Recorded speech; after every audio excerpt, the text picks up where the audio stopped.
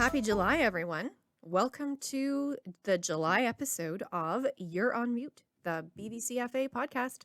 I'm your host, Dara McKay, and I've got a lot going on for you in this month's podcast. Before I begin with the podcast proper, I want to take a moment to acknowledge the land that we are situated on at Bow Valley College and where I'm coming to you from.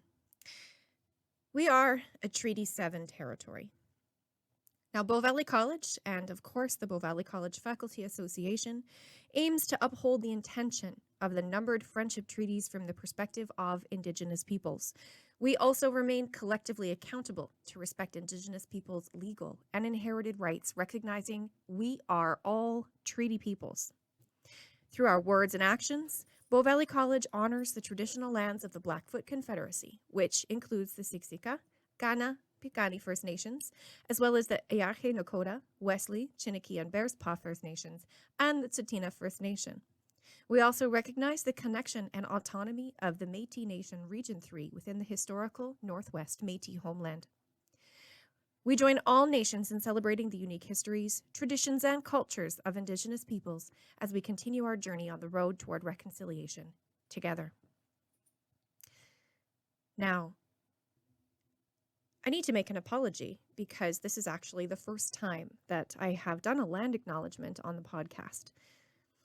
I've done a lot of learning and reflecting over the last couple of months and realized that this is something that I have been missing. And so I just want to take a moment to apologize for missing this piece and to recognize that we do live on Treaty 7 territory and we are all treaty peoples.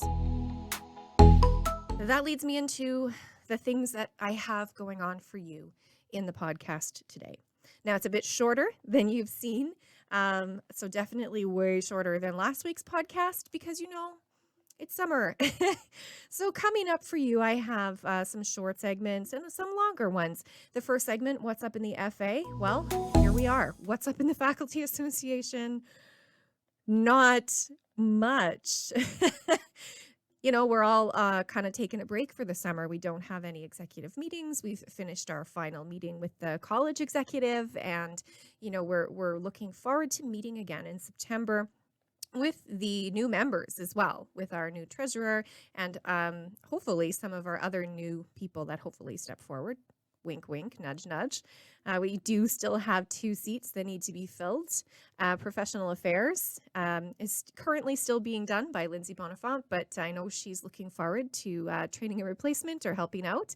And we also are waiting for an Academic Council representative. So if you're interested in doing a part of the work that we do, please put your name forward at any time and email BVCFA. There's only one other thing that's worth mentioning.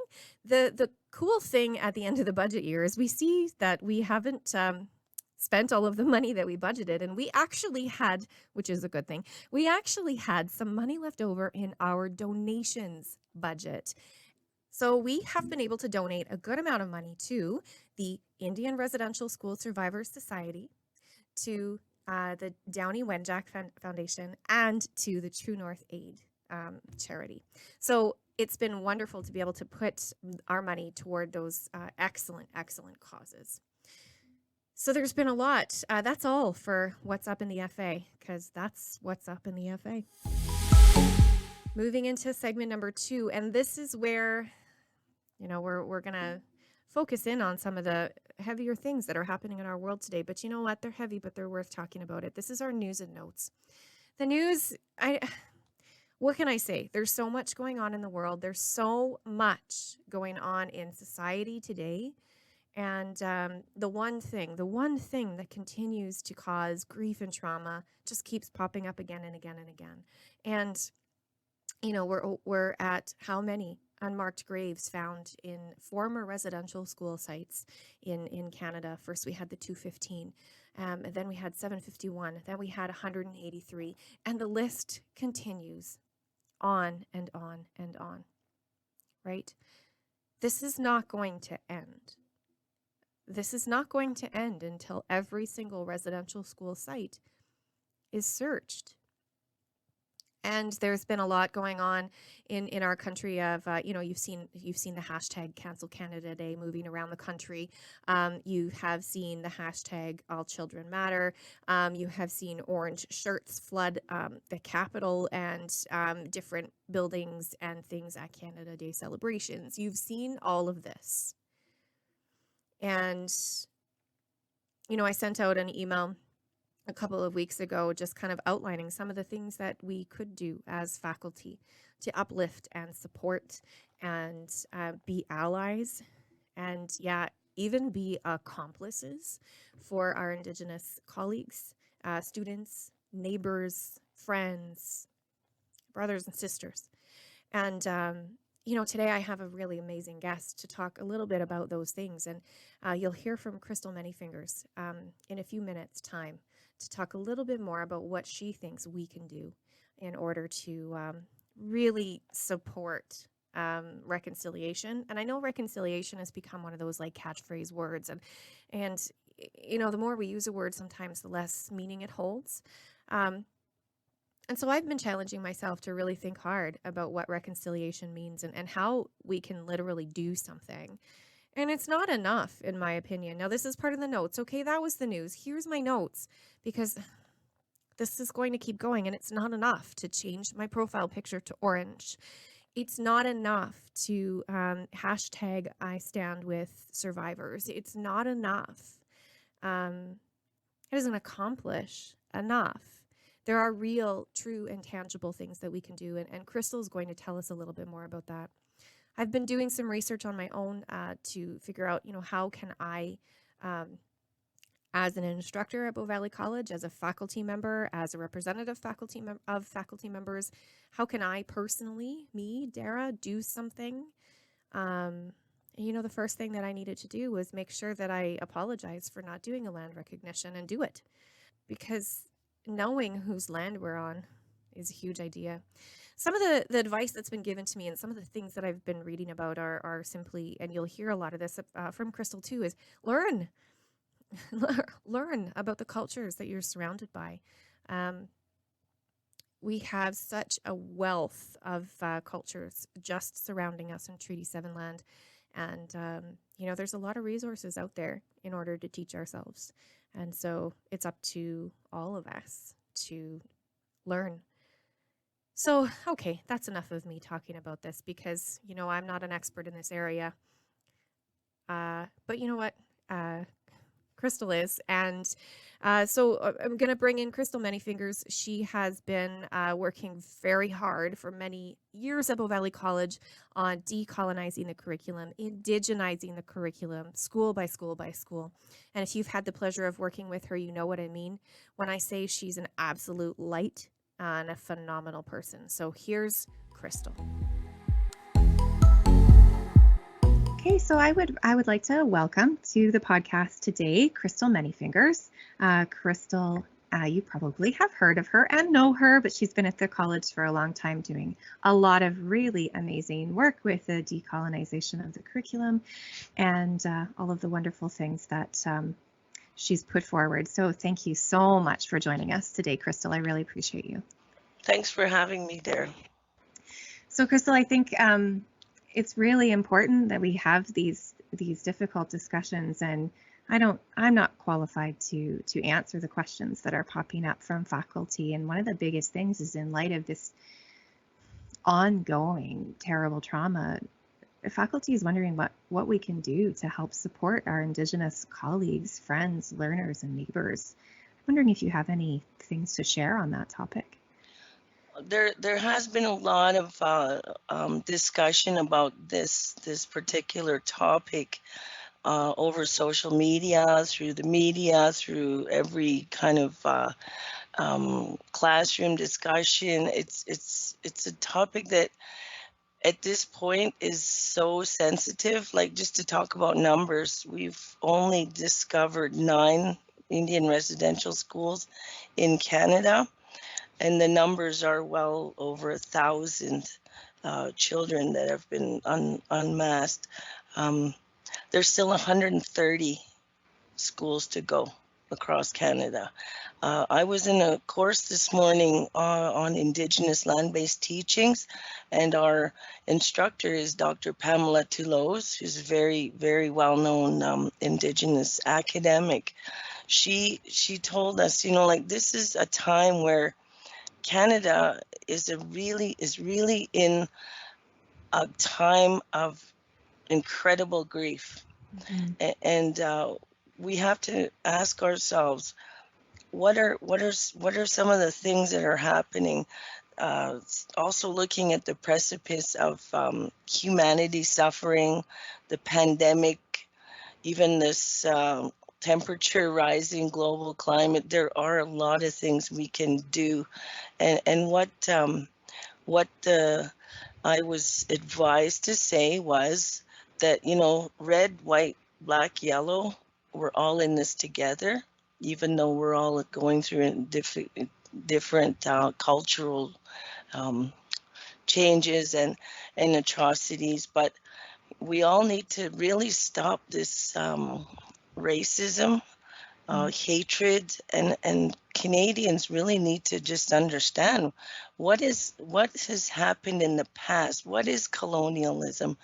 How is it affecting our Indigenous students? Because they're struggling in every academic institution across Canada.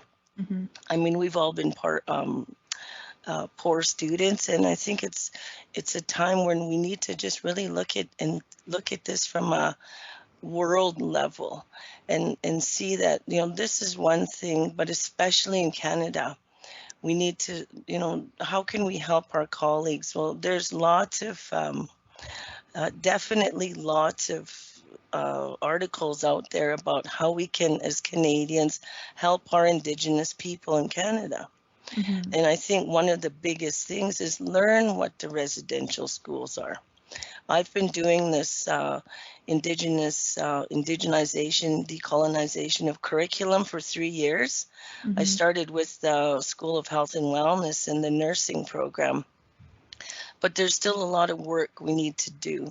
We need so that all of our learners, international, Canadian newcomers, they understand what it is, what the residential school system's for, what are their ongoing impacts. Mm-hmm. We should learn about what the truth and reconciliations are. Teach your children, teach your neighbors, just talk about it. Understand maybe there are Indigenous authors out there, especially in Treaty 7 and Métis, who are very talented. And we always start by, especially Bow Valley College, understand that you are on Treaty 7 territory, right? And if you understand this is the land of the Blackfoot, the Confederacy, the Kenai, which is my reserve, the Siksika, and the Bigani. And so there's a lot of history. Between those 3 reserves, there were 9 residential schools. So now that the discoveries are starting, the investigation is going about. So know what the history is here, where Southern Alberta is, where you live, and where Bow Valley College is situated. And then you'll start to understand why the treaties were made, right? The treaties were made as we were to share this land, share the resources. The federal government signed on behalf of the Crown, the Queen of England, and there were promises made, and a lot of these promises haven't been fulfilled. The water crisis in the north, right? Mm-hmm. The intergenerational traumas that are still affecting us. We have the highest suicide rates, the highest incarceration rates, the highest addiction rates. Now, as an academic institution, it's up to us to learn what these effects are and how they're affecting all Canadians, and kind of how we can bring these into our classrooms, into our learning spaces, and share this and come up with solutions together. Mm-hmm. Because we are a shared, we all, that's what we mean when we say we are all treaty people. We all have a shared history, in this country, and just kind of understanding that what happened here? What do they mean about uh, what is this Blackfoot Confederacy? Find out what that is. Find out what the treaties are. Find out Canada Railway. How did that affect colonization from the east to the west, which runs right along 9th Avenue here? So Yeah. it really hits us close. And then also maybe learning about other organizations that support the Indian Residential School Survivor Society, the Orange T-Shirt Society. Uh, Look at even our child welfare systems where there's systemic racism happening. You might have seen some of that stuff on social media. I think maybe too, language revitalization. When we talk about the city of Calgary, we should refer to it, or, we should know that the name of it is elbow and we call it Mohkinstsis, right? So I think just learning a lot of history, um, understanding that's pretty much basically what we can do. And like other leaders are calling for a lot of opportunities that Canadians could do across the country, like contacting your MP, asking them questions. I know Justin Trudeau was just on the news this morning. We've been hearing a lot of promises, but we don't really know what's going to happen in the future. And I think, bringing those children back to returning them to their families, bringing them back to their place where they were born, where they come from, and give them a proper burial. Let their souls go back to Apasitoki and to the land where we came from, which is the Magoyi Trail. So I think there's a lot of history that needs to be learned. Yeah, there's so much there, and there's so much that we don't know as a society just because of the way our education systems are set up. I mean, as I was born and raised in Alberta, and I never learned about residential schools until I was an adult. And right, yeah. And when I started my work as learning design consultant, every classroom I went into, maybe, unless there was an Indigenous instructor, probably maybe 1 out of 10 knew about the history of residential schools. The rest here, and this happens at all academic institutions, even right here in Calgary, they don't know that we didn't learn this, that we never heard it. I never heard it myself in the K-12 system at all. My mother used to tell me stories about her time when she was taken from her home. They took her 4 older brothers first, age 6, 7, 8, and then the next year they came for her. And so, she didn't want to tell us the horrible experiences that they seen in the residential schools.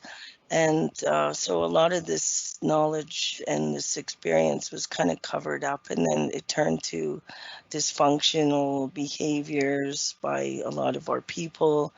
And I think just knowing that there are alternatives and just learning about, what we can do. And I think it's just learning.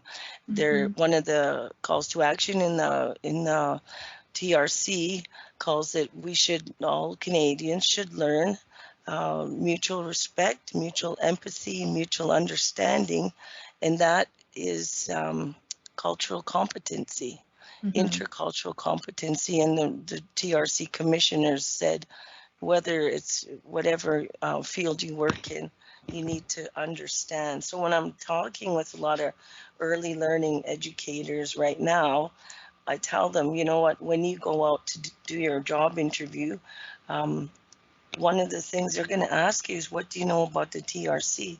Because you will be working with Indigenous children, guaranteed 100%.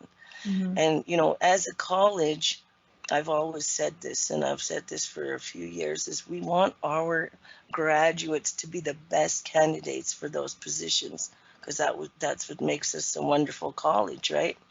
And so we want to equip them with that knowledge that when they go for their job interview, they have all of this knowledge. And I think what Bow Valley college can do from the academic perspective, which is where I come, where my perspective is to learn that. We are developing courses here through research and innovation under the leadership of Dr. Cheryl Kinzel, who's wonderful. She fully supports my work. Our learning team, learning design consultant team. We've got courses designed on a lot of stuff. There's going to be more to come. Just look at the opportunities that are there. Go to an EcoCon center, talk to elders, kind of just start to ask questions, and because right now there's still a lot of assumptions and biases out there that do exist, and we just need to narrow down that focus. Definitely. This is amazing advice. There's so much food for thought there, and I really appreciate the fact that education is the basis, because I agree with you that education should be the basis, and learning should be the basis of all of the things that will create mutual respect and empathy, and all of those really important things that must come. Yeah. And I know the college will be rolling out their indigenization strategy, and I think we heard in the town hall, we're going to be hiring a director of indigenization, so we are on the path. Our Vice President, Catherine Coach, is leading that up. Big changes are going to be coming soon. I don't know exactly what they are. My focus is strictly decolonization, indigenization of curriculum, and professional development of instructors and faculty. And so, there's a lot more things that will be coming out. Just keep an eye.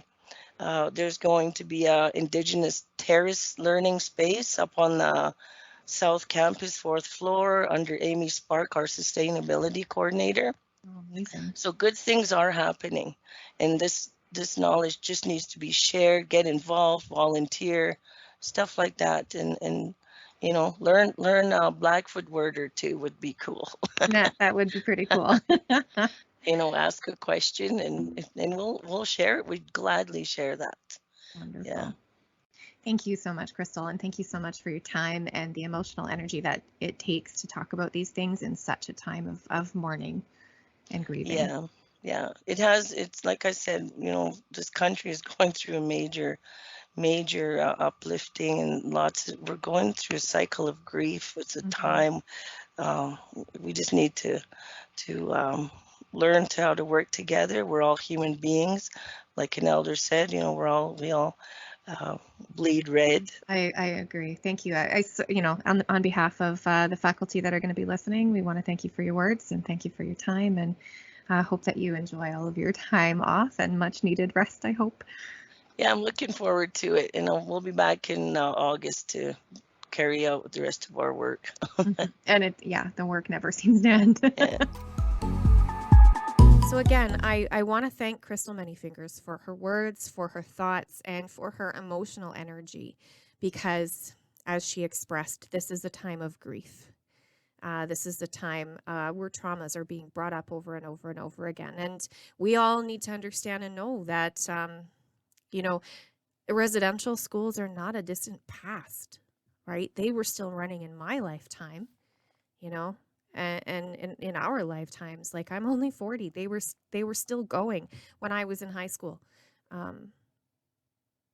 It's an atrocity, and we need to call it what it is. So thank you, Crystal, for sharing your words and your thoughts and your ideas and your emotional energy. We appreciate you.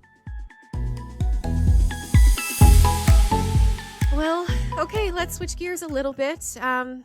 Our last segment, of course, is from the faculty and friends. So I have one faculty member to talk to you today, and I have one friend to talk to you today. So this one is where I'm thinking, and I had this great idea posed to me by someone on Faculty Association. She said, why not talk about vacations?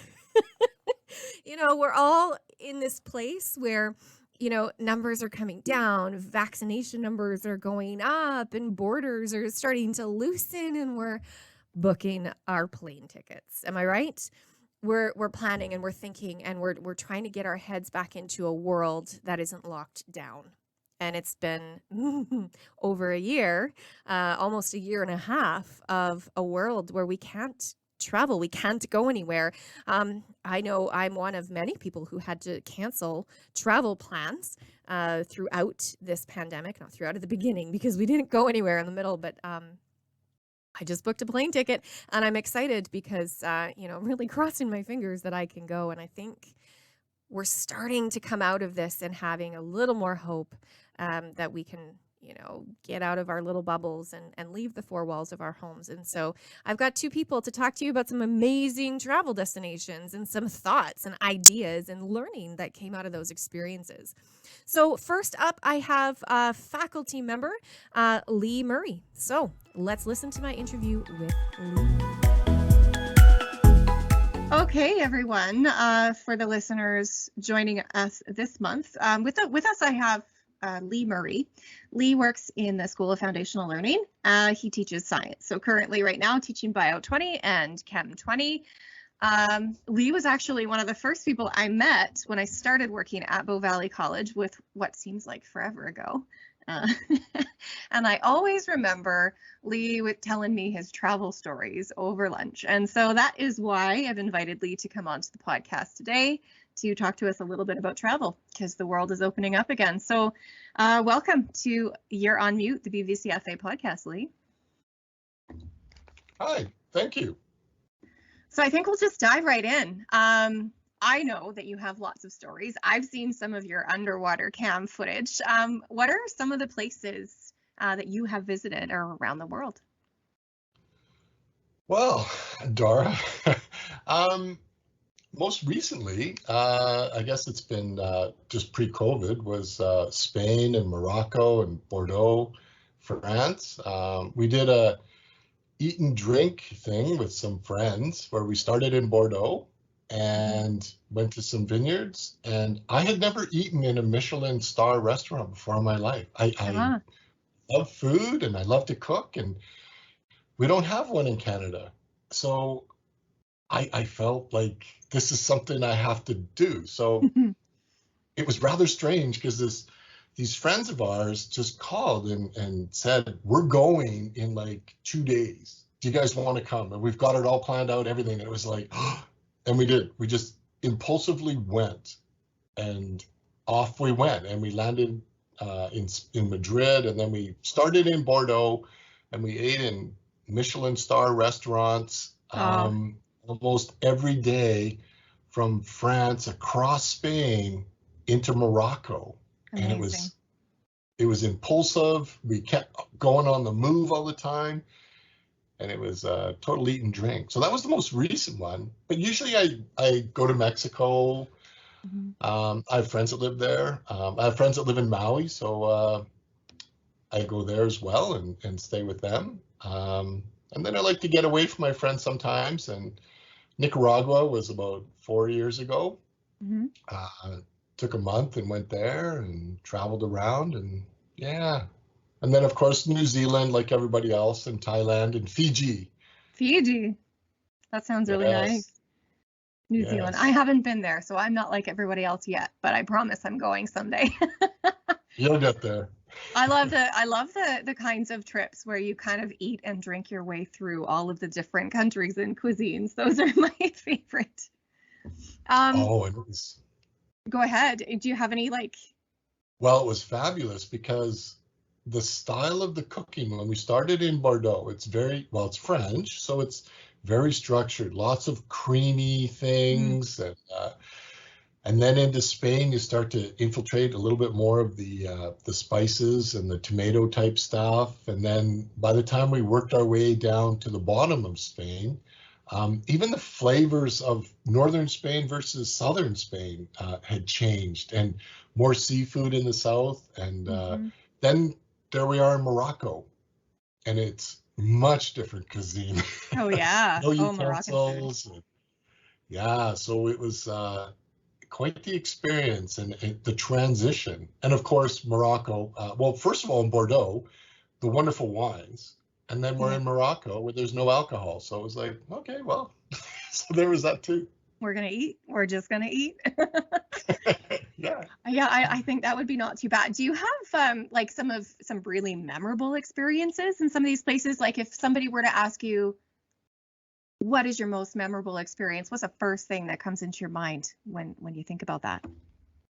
Well, we're sort of on this eating and drinking thing. So one of the most memorable things was we got a reservation at Arzac, which is in the northern part of Spain.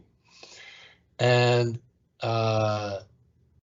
it's a Michelin star, like a 3-star Michelin star restaurant. And the restaurant was owned by, Arzac. And then his daughter has now taken it over. So it's Alani Arzac.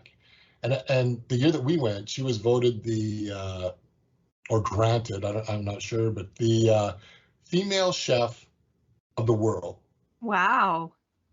So she's running Dad's place now, who was a Michelin star chef himself. So we begged. The day that we decided to go, which was 2 days before we actually arrived there, Yeah. we begged to get in. And of course, they take reservations for like 6 months before. And anyway, we lucked out and we got in because someone canceled. And it was the very last day that they were open. They shut down and do renovations and retweak their menu and everything. They take 4 months off to just re-energize. So we got in on the last day, and it was a 16-course meal, and the portions are small, but it's an event. You arrive at, I think we arrived at like 7, and we finished at 2. Wow. And they do 1 seating, and everything. There were 16 menu items from, lobster and crab to beef to just everything, scallops, and each item was paired with a particular wine because there was 4 of us. So you basically get kind of like 1 glass of wine and that's it out of the bottle. And so that was so memorable because 3 days prior to this, I was in Calgary at my desk at Bow Valley College. I had no idea I was going to be there. That's so amazing. I absolutely love that. And I was there with this other couple, which are like truly some of our, like one of my best, they're my best friends or close to my best friends. And there we were, and this meal that I'd never even dreamed could have happened. And then that was so memorable. It was just, now that we're talking about that. But I have another very memorable one, and it's the one that I sent you the video of, where I was in Maui. And so I used to go to Maui and spend a couple months in the winter, and I would immerse myself into basically the island life, because I'm there for 2 months, 3 months sometimes. And I brown up, so I looked like an islander, and my kids would come over and we looked like your typical Hawaiian family walking around. So I joined the beach volleyball league there, and I would free dive in the morning and all these things. But I went to Honolulu Bay one time, which is a preserve. It's an ocean marine park preserve. And I remember diving down, and it was about 70, 80 feet down, and there were these turtles at a cleaning station. So it's where the turtles sit, and all these fish, tropical fish, pick all the parasites off their shells. So the turtles are sort of covered by this cloud of tropical fish, and the colors are great. So as I'm diving down, I could hear these whales singing, because it's also whale mating. So the humpbacks are singing, these turtles are looking at me, and the fish are there, and it was just me. And I remember coming back up to the surface and going, where's everybody? Like, this is a life-changing moment. How come I'm the only one seeing this? And wow. And and I remember spending probably 3 hours just diving down 70, 80 feet, looking at them for a couple minutes, and then coming back up, listening to the whales. And it was just something that you would see in movies. And Well, Yeah. Dara, I sent you the little video clip. Yeah, yeah, I listened and it was just incredible. Yeah. I wish everyone could hear it. Yeah, so that was kind of life-changing. I left there and I went to go to my beach volleyball game, which is something totally different than that. Mhm.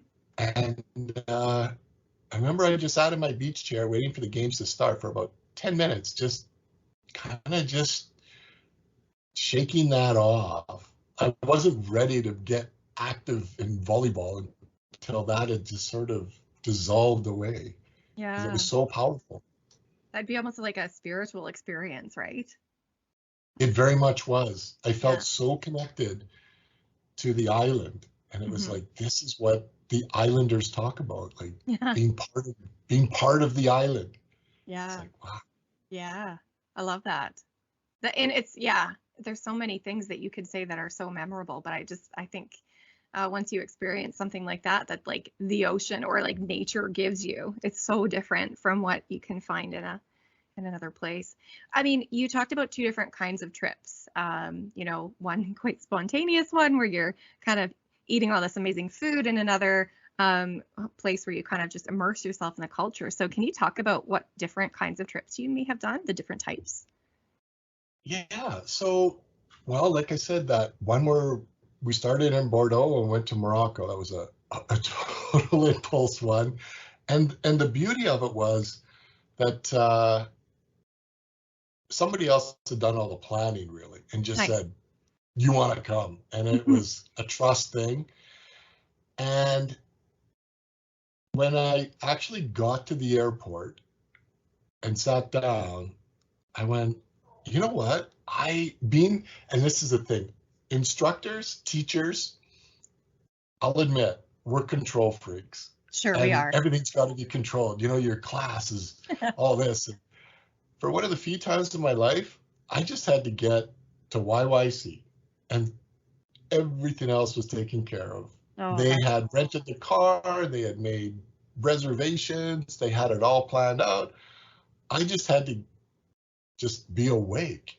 And it was so nice to just sort of sit back and be a passenger and trust them that everything was planned out. And they would ask politely, is it okay if we go to this restaurant? It's a Michelin star restaurant again. And it's like, yeah, like I'm good with Yeah, I'll go.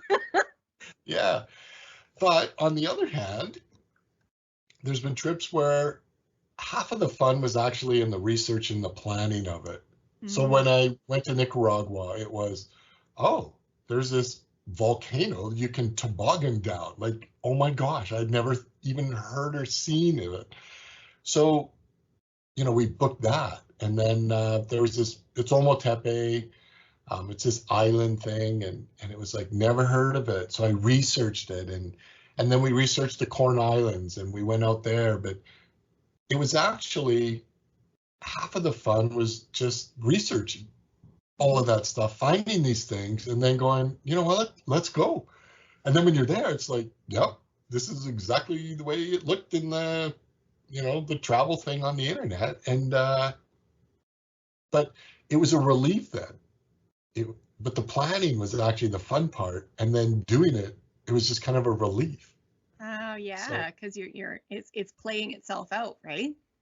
Yes. It's cool. So there's those two different kind, and then the fully immersing yourself into stuff and the all-inclusives. I mean, they're fun. Yeah. There's no planning. You just arrive. Everything's taken care of, Sit at and the those pool. are great. Yeah, sit by the Yeah. pool, have drinks. And then there's other ones where in between, and sometimes you're not ready for it. So like my first 10 trips to Mexico, I just went to the all-inclusive, and that was Mexico. And then I branched out from that. I left the all-inclusives for a couple days and then came back, and now I go down to Mexico and I'll rent a car or whatnot and just drive around on my own and stay at friends. I'm fortunate now, I have friends who live there. So I'll just drive to their house and hang out for a couple of days and drive to somebody else's house. And it's very much different than the all-inclusive. Very much, yeah. I had that my first time to Mexico was in an all-inclusive and I loved it. It was great. It was, so relaxing. You don't have to think about anything. And then another time I went, we rented an Airbnb in downtown Cancun, away from the hotel zone, like in this, just rural, not rural, sorry, like neighborhood, just in the middle of a neighborhood. It was a house that somebody rented to us. And I thought different worlds. Totally different worlds away from the resort. And, I ate at all the places that all of the locals were eating. And I swear it's the best food I've ever had. Yes. I still dream about the empanadas in the middle of Cancun at some hole in the wall stall. And it just different experiences, right? Awesome. Yeah. And sometimes you're ready for those and sometimes you're not. Yep. If you're 21, 22, you might not be ready to be walking around in some city in Latin America on your own. Mm-hmm. But you grow up to it. Yeah. Oh, definitely. Yeah. And I think too, you have to go with sometimes no expectations, right? And just, I loved it. We rented a car and we didn't have any plans. We just, every morning we woke up, we were with another couple and what do we feel like doing today? Oh, well, let's take the ferry across to the island of Harris, or let's go drive down to Playa del Carmen, or let's go find some beach close to the Belize border. I don't know. Yeah. So, right. I think there's definitely powerful things in any kind of experience. But do you have any place, like if you could just go back to that only one place in the whole world, that was the only place you could go back to, where would you go? What would it be? Oh, wow.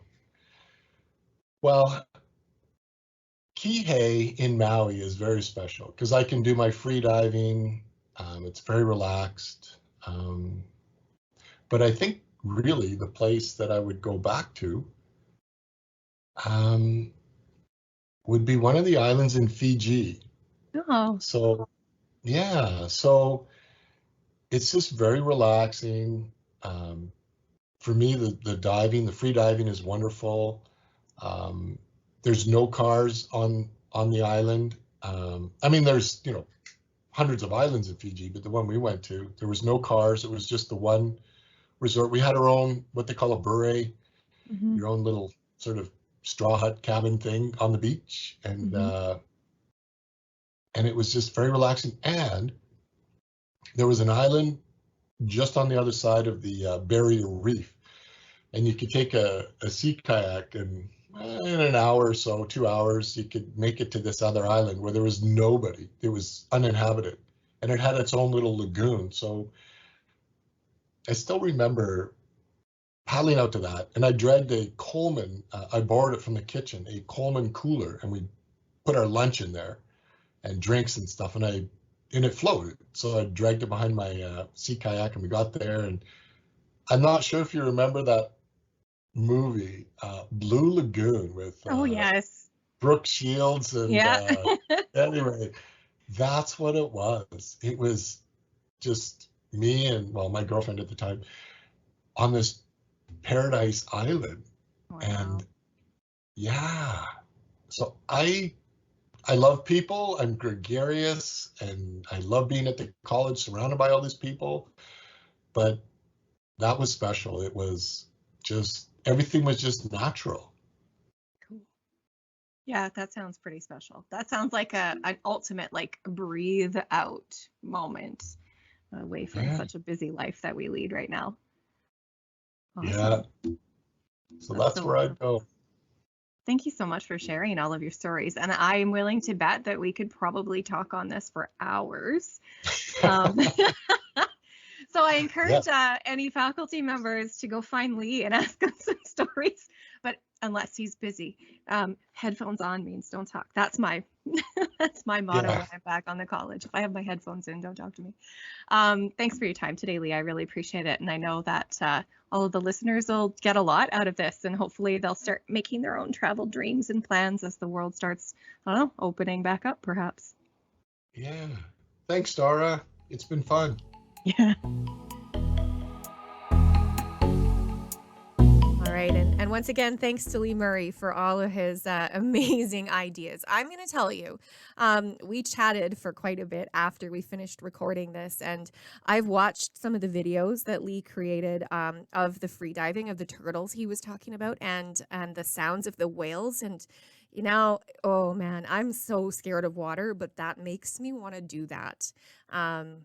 It just, then you have dreams of all of these beautiful places where you're just kind of hanging out with whales and turtles. And, we also talked about the food, of course. That made me think of all of the places I've been and ate my way through. So coming up is a friend. My next guest is a teacher out in rural Alberta, not so rural, but outside of the city limits here. And she's joining us to talk a little bit about some of her international exploits, and her name is Bev Leavitt. So stay tuned to listen to my interview with Bev. Okay, listeners, my next guest today is Bev Leavitt.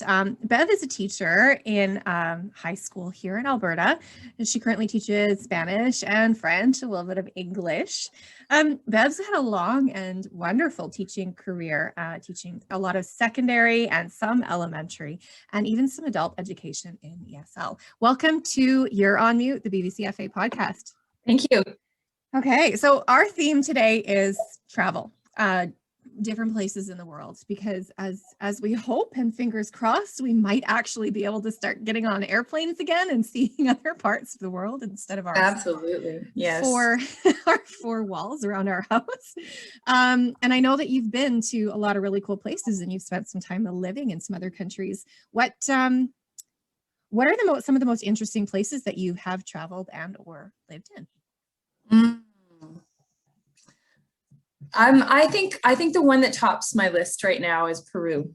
I went about, in 2017, so before all of this stuff happened, obviously, but it was one of the best trips I've ever been on so far. Mm-hmm. That would be an amazing experience. So what kinds of things did you experience in Peru? Well, I'm kind of I tend to the weird side sometimes in terms of loving weird stuff and anthropology and archaeology and that kind of thing. And so I went on a tour. It's called Hidden Inca Tours, with this guy who unearths all this interesting stuff. So he doesn't go kind of mainstream. He goes into, and he delves into the interesting finds that they have in the archaeological sites, and just considering things and questioning, whether or not the Mayan, sorry, not the Mayans, but the Incans were really the ones that created Machu Picchu and that kind of thing. And it was fascinating because you could actually see the layers of stonework from the different peoples that had created the different ruins, right, in Peru. Like, it is truly amazing. I think I took so many pictures, so yeah.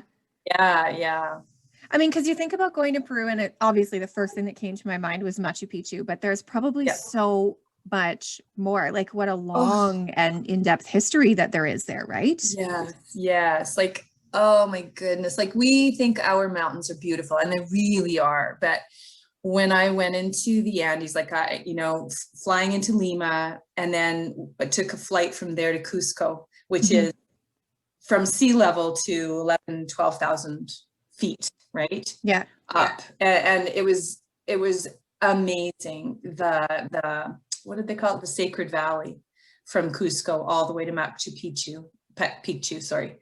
And like the valley floors are flat, and then it's almost like the mountains go straight up from there. So it's not like this gradual foothills thing that we have. It's this just incredible. And so it was weird because I keep thinking this about myself. I'll have to go back, because when I was there, and at any place we went to, I had to get to the very top part so that I could look at everything.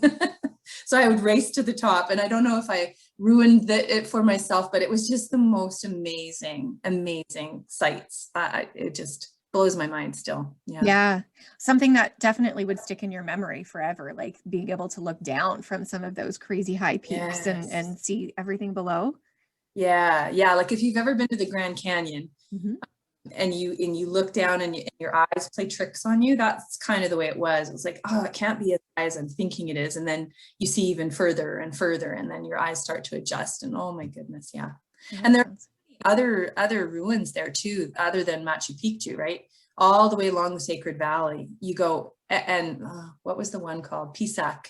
It was amazing because you drive up this, and they're all winding roads on these little buses that kind of can freak you out, but worth it. And it was like, they would make, you know, the terraces that you see on Machu Picchu and all of that, where they had their agriculture and the llamas and all of that. Well, there's that. But then if you look at it from the other side of the valley, it's actually created in the form of their national bird, for example, or the puma, or like, and the designs on the side of the hill where the terraces are have those designs in it. Like, that's how amazing it is. Like, it's just depth after depth after depth. And so that's what I mean by, like, I got to know that stuff. I don't know. I can't necessarily, I love, don't get me wrong, I love beach trips and sitting around, but I can't sit around for too long. I got to go and find out what's so interesting about this place. And, you know, so yeah. Yeah. And a long and amazing history. That would be wouldn't it be so cool to like go up in a helicopter or something to like see? Oh yeah. Oh yeah. Oh my goodness.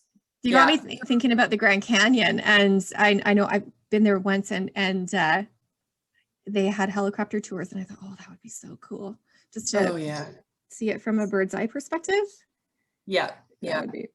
Yeah, so you got to set your whole, you know, that freaky side away too, you know, because, you know, it's not going to crash or anything. You got to just take the risk, right? Yeah. Yeah. Well, and I think if there's one thing that we've learned in the last year, take risks while we can, is probably one of them. Right. It's not living unless you're willing to take risks. Absolutely. Absolutely. Yeah. I think that's a good lesson. And I know that Peru is one of many places that you've been, and I mean, sharing that story. Do you have any other cool stories from other travels, or like something memorable, like that really sticks out? Oh, well, Peru was the biggest one, I think, because of so many different things I saw there. But Mexico was a place I actually went and lived, right? Mm-hmm. Approximately 5 years all total. And so I don't know, there's and you know, in Mexico there's all kinds of those kinds of things too, the ruins, the Teotihuacan outside of Mexico is another place. And you're my mother, who is what is she now, 86? She's coming on 87. At the time, what was she, in her 70s? She climbed to the top of the Sun Pyramid. And I mean, those steps, if you've ever been there, those teeny little steps, that's a pretty good climb. So getting to the top of that was fantastic. I think, again, see, going to the top of something, there's something about climbing to the top to look down and see that perspective, you know. There's a theme there, I think, right? I think so. Yes. And like being able to step out or step back from something and gain a new perspective that you don't see when you're in it. Yes. I think I need that, and that's kind of the way I learned too. I gotta take in that big picture and decide where I want to go and look, and you know, and see things. So yeah. That sounds amazing. Yeah, but yeah.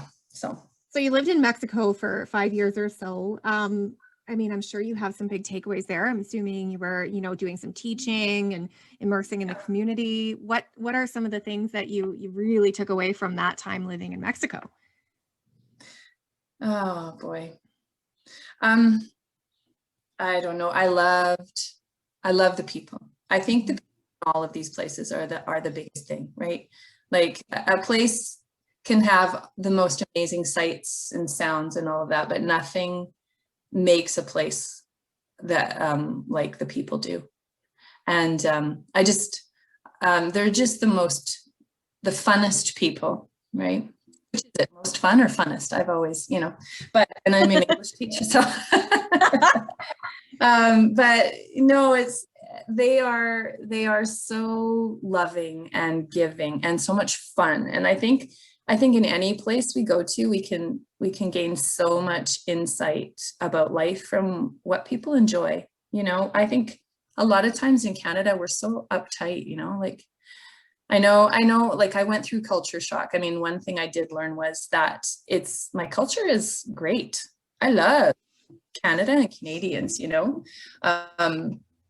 because of some of the things that it's hard. It's hard to go and live in another culture for a length of time, and I feel for people who have to leave their own cultures and come maybe to Canada and never be able to go back, and I know you teach some of those people, right? And so it's heartbreaking and difficult to have to do that. But then coming back, there was a lot of reverse culture shock for me, because I had learned so much about, different perspectives and ways to look at life and let go and flow, and Canadians are not all that great at letting go and flowing a lot of the time, That's not a quality that I have, I think. No. And I mean, I got back into it, but there was a long time where I thought, oh man, it just de-stress. It's okay, but it's hard to do. Maybe it's the weather, but I don't know. Well, this weather that we're having right now just makes me want to lie in a big puddle. So. Yes, exactly. A puddle of ice. Yeah. But I think that's like a good point, right? Because I mean, at Bow Valley College, we have an incredibly diverse base of learners from all over the world. We have international learners that come with us for a period of time, and then they go home. And then we have people that immigrate here and stay. And you just sometimes, I think, as teachers, as people kind of doing that thing, we don't always see the culture shock, right? Like we don't always see that people are having a hard time adjusting to the ways of life, and we have these expectations, and it's hard. Yeah. And I remember being so exhausted because, of course, the other thing I love about traveling is I have to be learning a language, I just, that's my passion, and, but when you're in that, you're immersed in another culture, you're immersed in another language, and your brain gets so exhausted. I know mine was foggy for the first 6 months or so. It was just foggy. It was like I couldn't think clearly through a whole thought on my own sometimes. And just to have that sympathy and that empathy, for people who are here going through that too, in reverse. I think that's something we definitely probably don't see.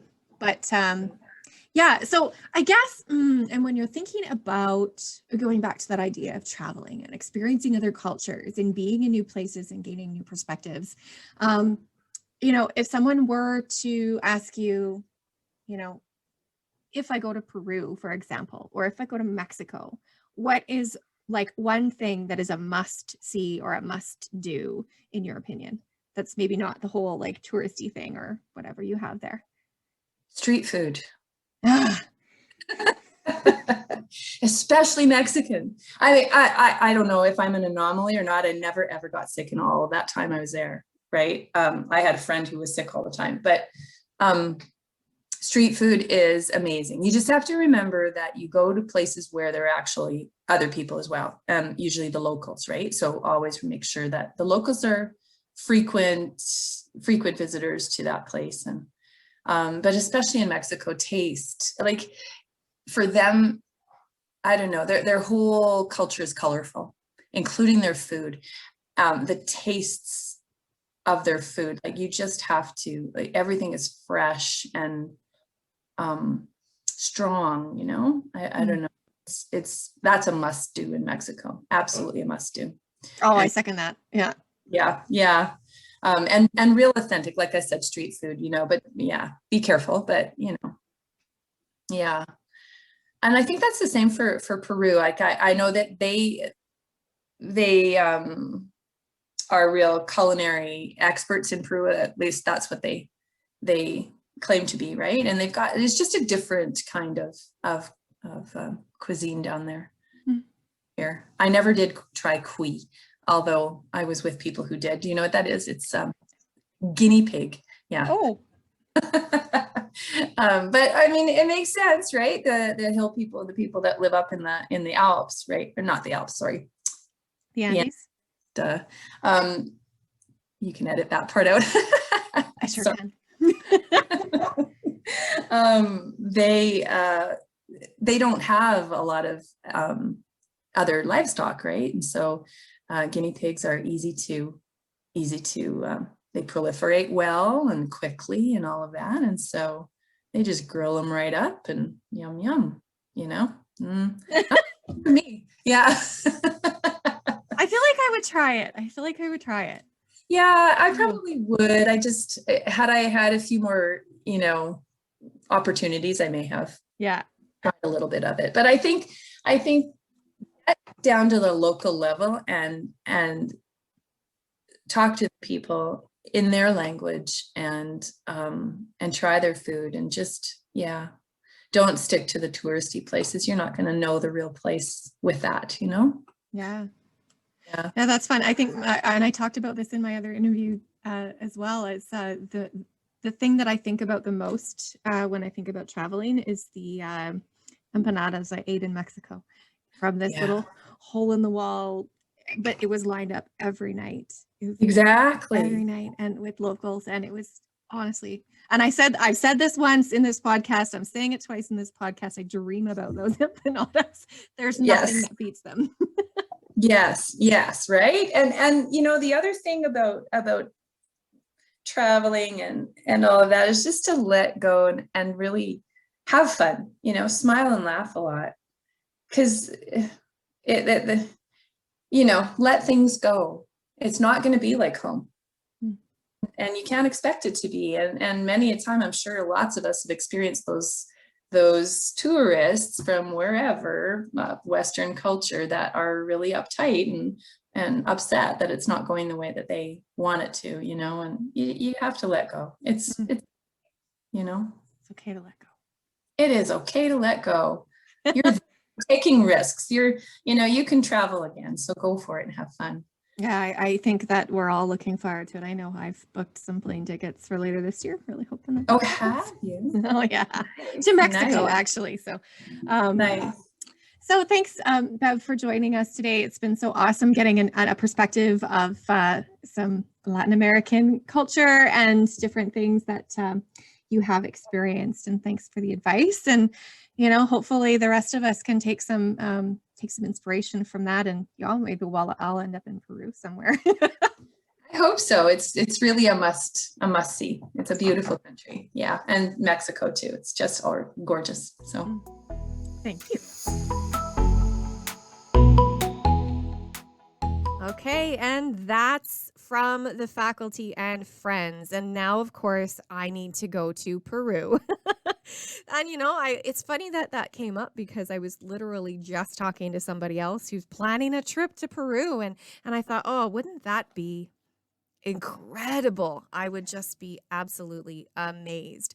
So a couple of things to start thinking about, food for thought there. And so hopefully you got some ideas and maybe get a little bit of inspiration and joy out of hearing some travel stories and knowing that someday in the hopefully near future, we'll all be able to kind of break free of our shackles. But you know what? If you enjoy the four walls that around you in your home, go ahead. It's wonderful there too. I know I do. And that's it for content in the podcast today. So in closing, my final thoughts. I mean, it's really hard to switch from such a serious and grief-filled subject to such a light and fun subject. This is the roller coaster that life puts us through, right? And I want to all just really encourage everyone to sit down and examine the things that you have grown up learning, the things that you think you know. I've been doing a lot of this self-reflection, and self-reflection is of course an important part of teaching practice, but also an important part of personal practice in life as well. And man, we've been through a heck of a year and a half, right? And it doesn't seem to be getting any lighter with everything else piled on top. But I want to recognize and stand with and say that I am grieving with and loving on our Indigenous colleagues, learners, community members, neighbors, brothers and sisters, and family. You're not alone in this. And I hope that the rest of our Canadian society steps in and reminds you that you're not alone in this and that some justice is done for those babies. Well, okay. So I guess we need to end on something positive. I don't have a fancy quote for you today. I don't have a uplifting thing. I just want to encourage everybody to understand and see the truth within yourselves. Take a moment to reflect from the content, and then take a moment to be inspired from the second half of the content, because life is hard and terrible, but it's also beautiful and wonderful. And if we can grasp onto those beautiful and wonderful moments, we have the ability to get through the terrible and to support those who need us. All right. That's it for the summer. I'll see you all back here in September. Don't forget to mark your calendars. It should be the first Monday in September. You will get the first fall podcast of You're on Mute, BVCFA podcast. Have a great summer, everyone.